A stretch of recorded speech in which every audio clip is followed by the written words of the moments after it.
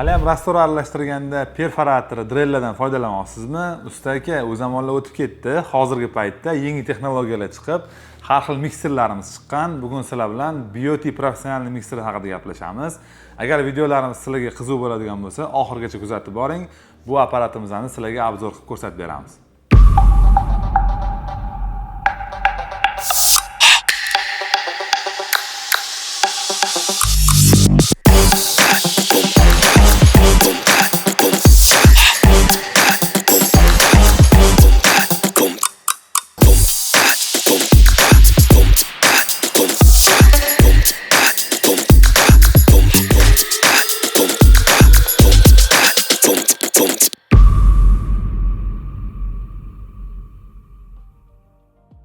Bu mikser apparatimiz BYOT 1608 modeli bo'ladi. Ko'rganingizdek, bu apparatimizning komplektida nimalar chiqqani, bu instrumentimizni o'zi komplektida, korobkada chiqyapti, ko'rishingiz mumkin.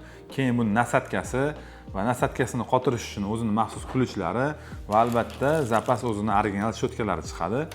Bu apparatimizni bemalol yig'ib, qanaqa ko'rinishi bo'lishini ko'rishingiz mumkin. Keyin sizlar bilan aytib o'tadigan bo'lsak, bu instrumentimizning afzallik taraflari juda ko'p.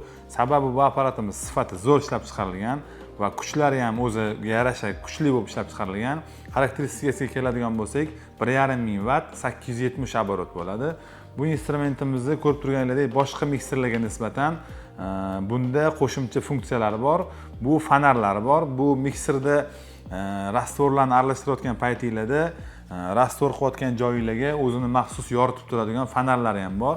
Ko'rishingiz mumkin. Keyin hamma mikserlarda bo'ladigandek, bunda ham xuddi shunaqa baland-past qiladigan skorost rejimlari ham bor. Bu apparatimizni olib, bemalol kafilniklar deysizlarmi, suvoq deysizlarmi, rastvorlarni aralashtirib, bemalol foydalansa bo'ladigan. Bu mikserimizni o'rtacha quyuqlikdagi rastvorlarni, massalarni aralashtirish uchun mo'ljallangan.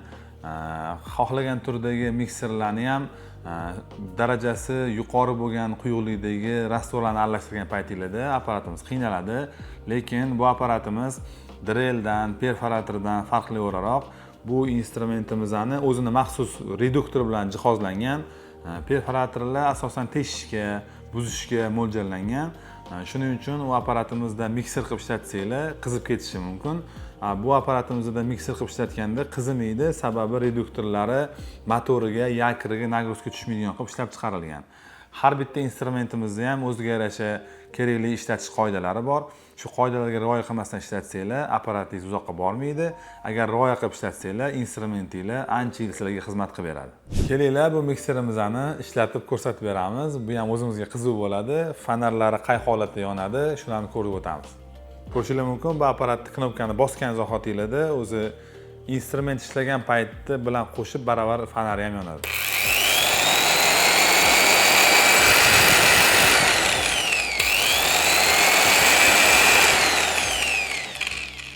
Videolarimiz sizlarga ozgina bo'lsa ham manfaatli bo'ladigan bo'lsa, videolarimizga like bosinglar, bizani ijtimoiy tarmoqlarda kuzatib boring va albatta sizlarga shunaqa professional instrumentlar kerak bo'ladigan bo'lsa, Ubay Tools mobil ilovasidan xarid qilishingiz mumkin.